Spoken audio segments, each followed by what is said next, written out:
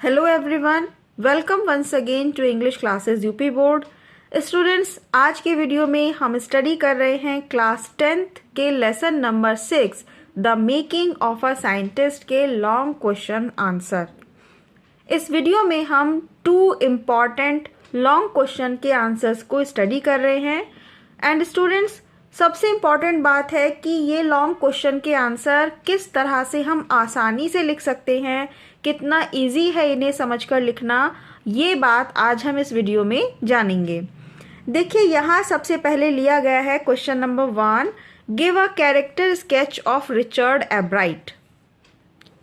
अब एग्जाम में ये क्वेश्चन इस तरह से भी पूछा जा सकता है, failure should be our teacher not our undertaken, justify this statement with reference of the chapter. Next is describe the main research work and achievement of Richard H. Albright.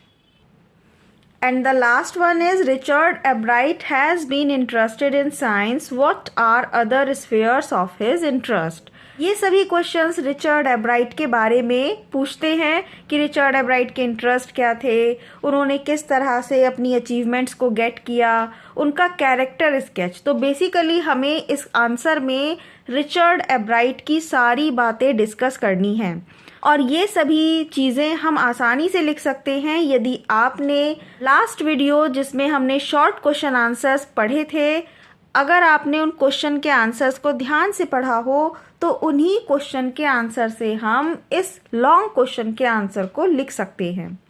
Starting करते हैं। एब्राइट was a child with bright and curious mind that makes him a brilliant scientist.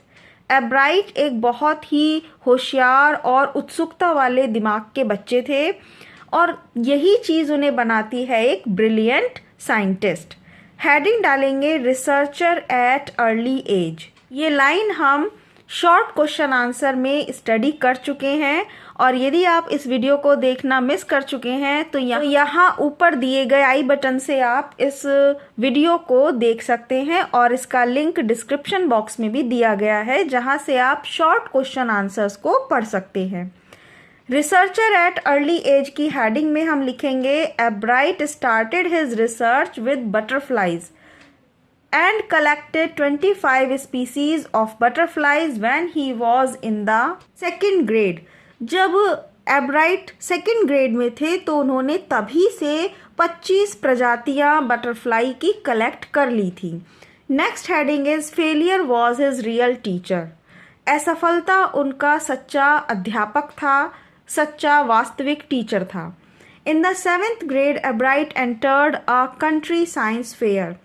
7th grade में Ebright ने एक science fair में entry की and could not win any prize there, और वहाँ कोई भी पुरस्कार नहीं जीत पाए। Then he got a hint of what real science is, और तब उन्हें एहसास हुआ कि सही विज्ञान क्या है। Richard prove that failure should be our teacher not our undertaker. Richard ने अपनी इस असफलता से सिद्ध किया कि ये असफलता हमारी टीचर होनी चाहिए, ना कि हमारी परेशानी का या पतन का कारण। And next heading is his important projects and research. उनके इम्पॉर्टेंट प्रोजेक्ट और रिसर्च कौन कौन सी थी। At the age of 22 Richard Ebright invented the theory on how cells work. 22 वर्ष की उम्र में रिचर्ड एब्राइट ने हाउ सेल्स वर्क नाम की थ्योरी को इन्वेंट किया। This was his most important achievement that excited the world of science. और ये इनकी सबसे इम्पॉर्टेंट अचीवमेंट थी जिससे इन्होंने पूरे विज्ञान के जगत में एक्साइटमेंट ला दिया था।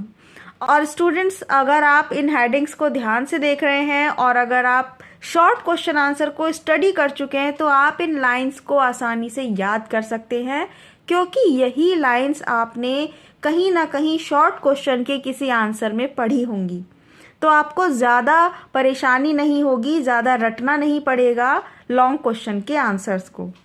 आप उन्हीं शॉर्ट क्वेश्चंस को लेकर ही लॉन्ग आंसर लिख सकते हैं। Next heading is his other interest. Ebright has been interested in science and became a great scientist.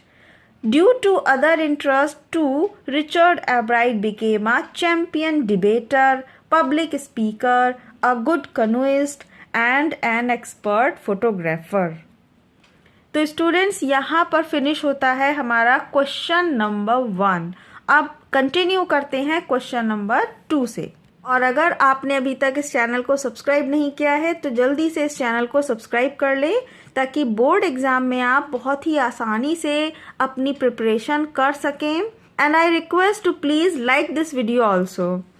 Question number 2 is describe the influence and contribution of his mother in encouraging Albright's interest in learning. किस तरह से एब्राइट की mother ने उनको encourage किया और उनका सीखने में इंटरेस्ट बनाया, उनके प्रभाव को हमें यहाँ पर डिस्क्राइब करना है। और ये क्वेश्चन इस तरह से भी आ सकता है, discuss the role of Ebright's mother in making him a scientist in detail. Ebright की मदर का रोल डिस्कस कीजिए कि उन्होंने किस तरह से अपने बेटे को उन्हें एक वैज्ञानिक बनाया। आंसर में लिखेंगे Albright's mother played an important role in his life. She was his only companion until he started school. As a single parent of Albright, heading लिखेंगे, फिर उसके बाद when Richard was in 3rd grade, his father died, so his mother helped him in his childhood to learn everything. वह एक अकेली parent थी एब्राइट के लिए, उनके पिता नहीं थे। एब्राइट के फादर की डेथ हो गई थी जब वे केवल 3rd ग्रेड में थे, इसीलिए उनके बचपन में माँ ने ही उन्हें सब कुछ सीखने में हेल्प की थी। Next heading is his soul companion, उनकी अकेली साथी। She took him on trips, bought telescopes and microscopes for him and encouraged him to learn everything. Ebright की मदर उन्हें ट्रिप्स पर ले जाती थी, उनकी मदर ने ही उनको सारी चीज़ सीखने की प्रेरणा दी और उनके लिए टेलीस्कोप और माइक्रोस्कोप्स खरीदे। His mother's gifted book. Albright's mother gave him a book, The Travel of Monarch 10, that became a turning point in his life. It opened a new world of science. एब्राइट की mother ने उन्हें एक किताब gift की थी जिसका नाम था द ट्रेवल्स ऑफ मोनार्क 10, और ये किताब एब्राइट की ज़िंदगी का टर्निंग पॉइंट बन गई थी।